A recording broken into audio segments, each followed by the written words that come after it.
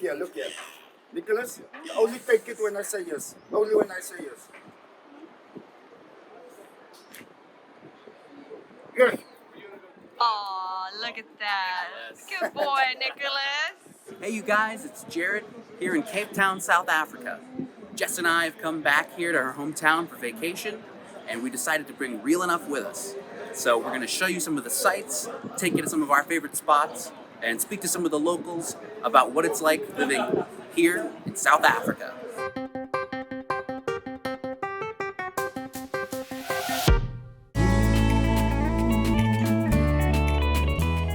Our first stop is the V&A Waterfront in the heart of Cape Town, where there's tons of shops, restaurants, and entertainment. We met a few new friends there and asked them some of our burning questions about South Africa. Okay, so we're here with Megan. Cameron, Sherwin, Liam. and Liam. Amber. And Rory. spelled. Ruairi. I think even you had to think about that. Yeah, no, I think sometimes exactly. What is your favorite thing about living in Cape Town? I personally like the city life and the fact that there's always a park within reach. So if you're ever having a stressful moment, there's always a park you can walk to and there's dogs to pet. Yeah. I like that. Namaste. My favorite thing about Cape Town is probably the food. There's a really big food scene here, and I enjoy eating. I guess I can say it's kind of chill, like there's always something to do, like at night and somewhere to go. And I think that the beach is just like a small drive away, and like same like him, it's like there's always something. The nightlife is like it's always nightlife. So yeah. The cultural diversity, it's very interesting, and I love how you get all kind of mix of life around here. It's quite fantastic. I would say the beauty of the city. Yeah. Like, it's amazing, it's beautiful. So yeah, the beauty of, and also the people. Yeah. The people are so nice, it's so cool. It's called this friendly city, but I do think we are from people are more friendly. Yeah. What is your least favorite thing about living in Cape Town? Leaving. That's my least favorite thing about living. I moved to Joburg for 6 months and it was horrible. So very glad to have been back. Probably the government, not gonna lie. It is very corrupt, so there's that. What is your favorite spot here in Cape Town? I would have to say this place. Like, Here's the waterfront. That's like the place that I come to more often, like off the campus and I come just to chill. You know, this place is a bit pricey, so I like driving around. So on the garden route, the scenery there on your way like to Knysna along the coast. So I would say, yeah, just seeing the scenery. I like Franschhoek. Franschhoek is Franschhoek, beautiful. okay, nice. Also the wine farms there is just amazing, so I will go with Franschhoek. Good choice. Very good choice. We love the wine farms. We'll be taking you guys there later on. Can you explain what load shedding is? So Oh, this is tough. Okay. load shedding is when the government just randomly puts up power for like 10 hours a day. So basically what load shedding is when the government decides to shut off our power for about 2 to 2.5 hours, depending on how bad it is, as we have a shortage of coal, so they can't produce enough electricity for everyone to have their electricity running at one time. So you get different stages. You get stage 1 to 6. The 6 is the highest. We've never gone higher than that, where they cut the power for 2.5 hours, 3 times a day. And it's all very well organized. It Yeah, sucks. it's great. In a way, load shedding is actually a blessing. I mean, you get to spend more time with the family. Or I actually know my family better now through load shedding. I have nothing to say about that. Two very different opinions on load shedding. What do you wish that other countries and the rest of the world knew about South Africa? I think our nature, our playfulness, how we can take any situation and make fun of it. The worst situation and you will find South Africans making fun of it, you know, and I think that's something good to have, the humor. I think that's how we survive load shedding as well. You have to have a sense of humor to get through load shedding. So I want to say like this place is in the jungle. I mean, that stereotype is not real, right? America doesn't think that. Like You would be surprised. We actually have running water. We have electricity. Yeah, we have food. We have a roof over it. I think the diversity of activities that Cape Town has to offer is something that's really unique. You know, they always say, not many places can you, walk on a mountain and then literally walk straight to the beach. Vibe. Definitely the vibe, I have to say. I mean, when it comes to rugby, cricket, sports, we all love it. We're here to support it. But yeah, we love our sports, we love the vibe, we love the culture. Like, in the rest of the world, it's like white and black. But in South Africa, we're unique. There's also colored people. So it's not mixed race, we're like generations of mixed race and like So that's something unique about South Africa. We're a very diverse area. You'll meet lots of different people wherever you go, and I think if you just come open-minded and embrace and just say yes to everything, you'll have a really fun time. Like, there's never not a cool thing to do. Like, go drink some wine, shark cage diving, go walk up a mountain. Yeah, there's lots. One last thing, I think you should tell our viewers to subscribe to the channel. Go subscribe. So click the like button and hit subscribe. He's always wanted to do that. See our friends Rory and Amber again. But another great thing about South Africa is the conversion rate of the currency. At the time of recording right now, the conversion rate is 17-1. That means $1 is worth 17 rand for local currency. In context, if you come to Marcel's, you can get a medium tub of froyo for about 40 rand. That's around $2 for some great froyo. They're pretty good size.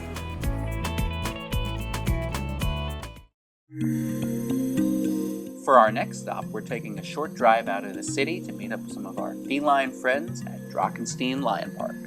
Alright you guys, so now we're at Dragonstone Lion Park, just outside of Cape Town, and we're friends with the owners here, so we got private access to the Lion Park.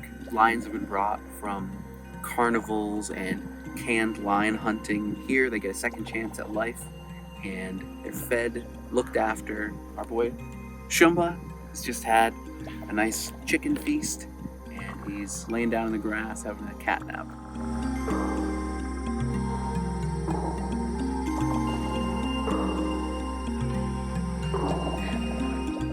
He'll share with me.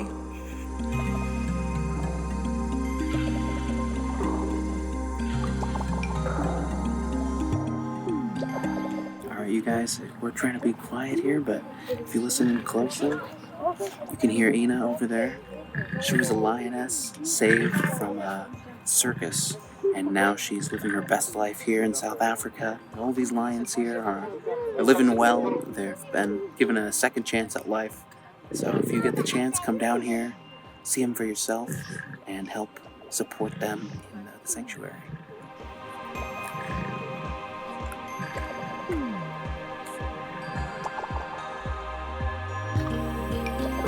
All right, guys, I'm here with.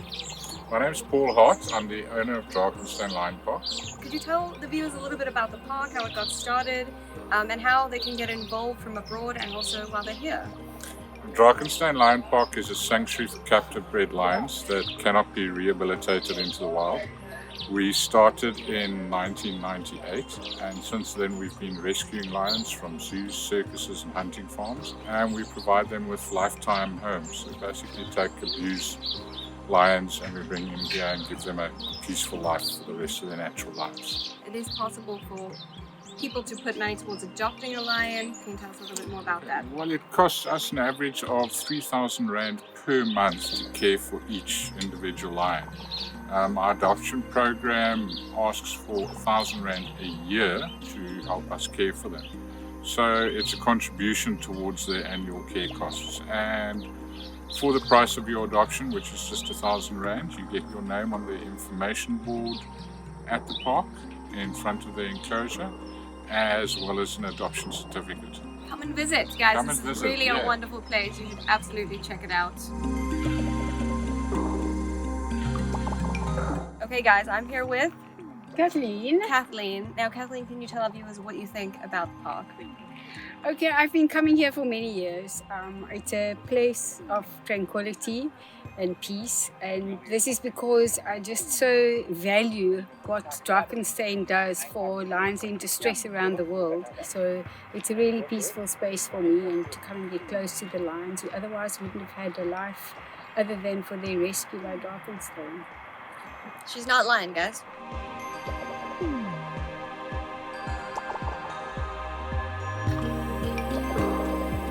That's the end of another beautiful day. We've come out here, we've seen some amazing animals. Once again, if you're in the area, check out Drakenstein Lion Park. These guys are tired. I'm tired. It's time to head home, grab some dinner. I'm in the mood for some chicken for some reason.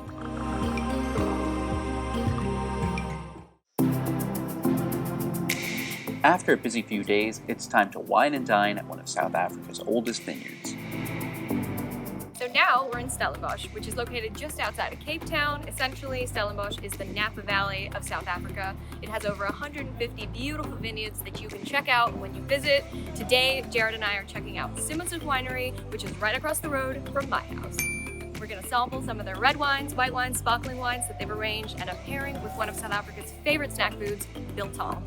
I'm excited. Let's go check it out.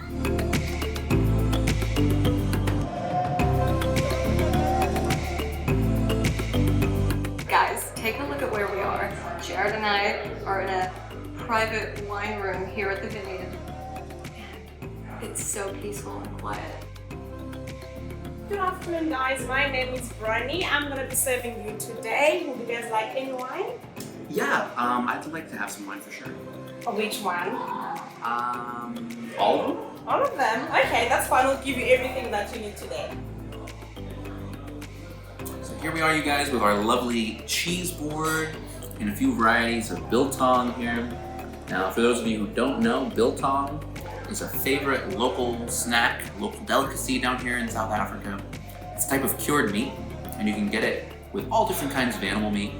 There's beef biltong, kudu biltong like we have here, and even something like ostrich biltong. Now this one in particular is kudu, and it pairs really well with this nice glass of pinotage.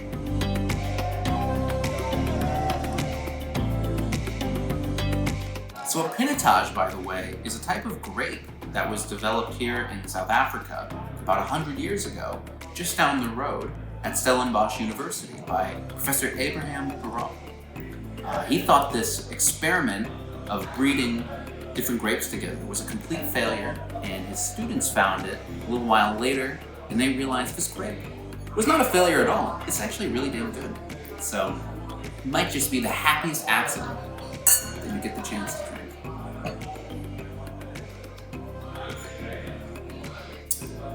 That's good stuff. It's kind of like a workout for your teeth. It is really good. So I definitely recommend that you try some biltong when you come to South Africa, even if you don't love it. Check it out. Let us know what you think, because maybe it's just something that we locals enjoy. So we already talked a little bit about the conversion rate here in South Africa, but just to put it in some more context, we had this lovely cheese board and wine tasting, and it came to around 500 Rand. Now that is, for you American viewers, just about $29. So we did all of this for $29 for 2 people, minus tip. But can you imagine trying to have such a luxurious experience back home for that kind of money? You just can't. So here we are, 12 glasses of wine later. It's been a really great tasting here at Simonsig. To close out our trip, we're embarking on what we like to call the Tour de Cape. Our first stop is in Simonstown to visit one of my favorite places, Boulders Beach.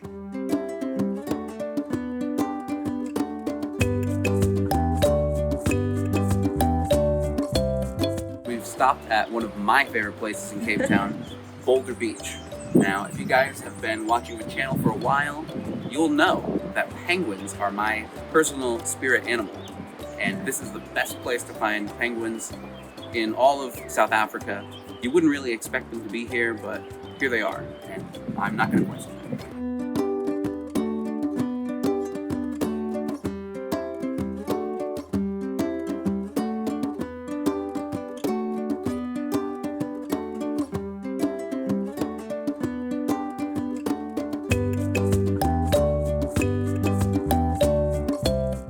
So behind me you can see just a few members of the penguin population here at Boulders. The entire population is around 2,500. And as cute as they are, unfortunately these little guys are on the endangered species list due to things like egg harvesting, land development, and also natural predators that have been moving into the area. In the last 100 years their population has been reduced to just about 10%, so it's really important that we can do what we can to save these little guys.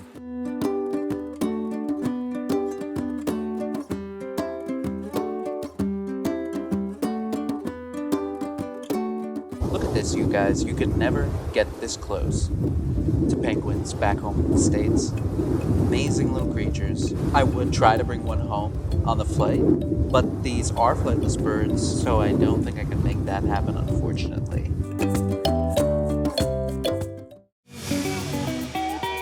Next up, we're taking a scenic drive along the winding coastal road Chapman's Peak to South Africa's seafood capital, Hout Bay.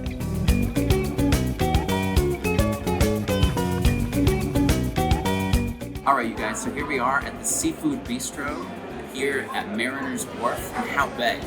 And we always make a point to come here whenever we're in Cape Town because the seafood is just so amazingly good. We've got some fried fish here, and you literally couldn't get closer to where the fish come from. They fish them right here, fry them up, and just pop a little bit of vinegar on there. Squirt some lemon on there.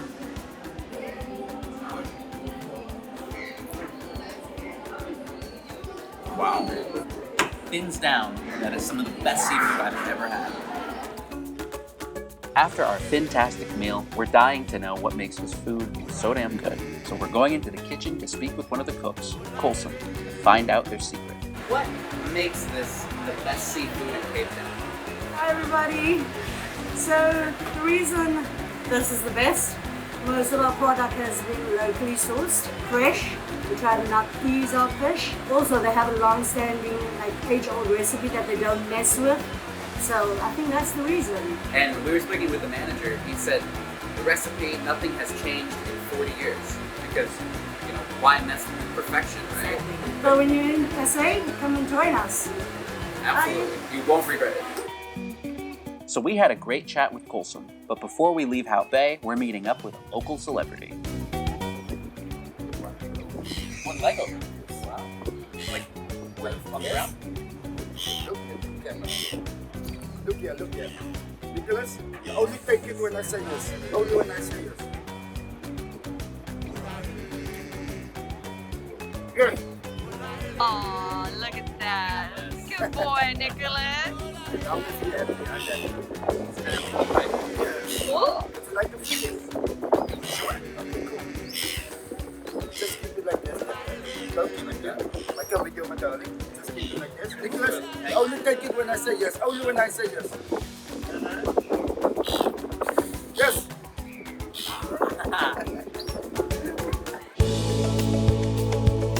For our final stop, we're checking out the iconic Table Mountain, but we're ditching the crowds and seeing it from a lesser-known local spot instead. One of the most iconic landmarks here in Cape Town is the beautiful Table Mountain. It stands at an incredible 3,500 feet, and when you get up there, you can really take in the beauty of the city, but it's also something to marvel at right here on the ground. I'm gonna spill some rooibos, which is the South African tea, and let you in on a well-kept local secret. Instead of waiting in line and buying a ticket to ride the cable cars up to Table Mountain, why don't you sneak over to Signal Hill? From there, you can get some incredible pictures, watch the sunset, and it's free. We're gonna head over there now and check it out. Guys, we made it to the top of Signal Hill. We've got Cape Town's most beautiful, most iconic landmark behind me, Table Mountain. It's gorgeous up here. You can take in the entire city in all of its glory. It's a little before sunset, but if you do come up here, make sure you have some battery on your phone because you're not gonna wanna miss those sunset pictures for the gram.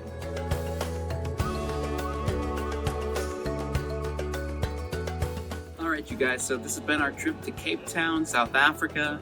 I hope you guys have enjoyed coming along with us, checking out some of the local spots and speaking to some of the people around here about Cape Town. So if you guys enjoy these videos, let us know in the comments below, and let us know where you want us to go next. Make sure you like and subscribe. Until our next trip, I've been Jared. And I've been Jess. And this trip has been Real enough. enough.